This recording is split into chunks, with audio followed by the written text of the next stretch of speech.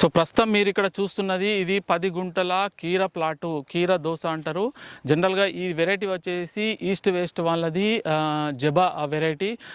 కీర అనేది ఒక మంచి క్రాపు. ఒక హాఫ్ ఎకర్ వరకు కానీ 10 గుంటల వరకు కానీ, లేదు మీకు హైదరాబాద్ చుట్టుపక్కల మార్కెట్ ఉంటే ఒక ఎకరం కానీ వేసుకోవచ్చు రైతులు.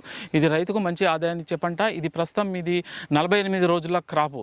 ఇది మనకు 40 డేస్కు మన క్రాప్ కటింగ్ అనేది స్టార్ట్ అవుతుంది. 41 రోజులకు క్రాప్ కటింగ్ స్టార్ట్ అయిపోయి మళ్ళీ 40 డేస్ అంటే దాదాపు 20 to 25 కటింగ్స్ అంటే 40 నుండి 50 రోజులు క్రాప్ వస్తుంది. మొత్తము పంట యొక్క వయసు వచ్చేసి కంప్లీట్గా 90 డేస్లో క్రాప్ అనేది అయిపోతుంది. అంటే 40 రోజుల్లోనే కటింగ్ స్టార్ట్ అయ్యి మళ్ళీ 40 నుండి 50 రోజుల్లో కటింగ్ అనేది క్లోజ్ అవుతుంది. ఒక ఎకరాన ఈ విధంగా స్టేకింగ్ వేసుకొని మీరు బాగా సస్యరక్షణ చర్యలు చేపట్టి నీట్గా చేసుకుంటే ఒక ఎకరంలో 15 నుండి 20 టన్నులు మనకు దిగుబడి వచ్చే అవకాశం ఉంటుంది. మినిమం రేట్ అనేది 20 రూపాయల నుండి 15 రూపాయలు ఉండే అవకాశం ఉంటుంది. 15 టన్నుల దిగుబడి తీసుకున్న 20 రూపాయల రేటు ఉన్న 3 లక్షల రూపాయలు రైతుకు ఆదాయం వస్తుంది. అందులో మనకు ఒక 50-60 వేలు 70 వేలు పోయినా మనకు 2.5 లక్షల నికర లాభం వచ్చే అవకాశం ఉంటుంది ఒక ఎకరాన రైతుకు.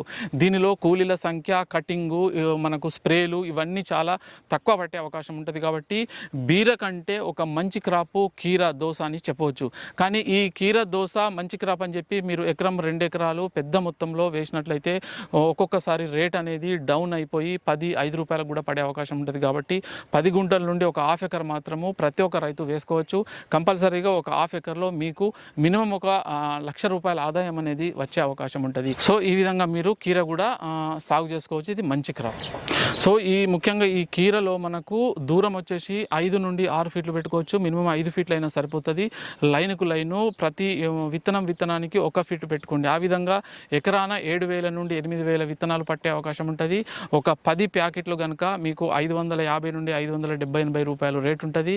దాదాపు 6 నుండి 7,000 రూపాయలు ఖర్చు అయ్యే అవకాశం ఉంటుంది విత్తనానికి 1 ఫీటు, లైన్కు లైను 5 నుండి 6 ఫీట్ల దూరం పెట్టుకుంటే మీకు ఒక ఎకరాన 15 టన్నుల దిగుబడి అనేది అన్ని రకాలుగా సహకరిస్తే తీసుకునే అవకాశం ఉంటుంది.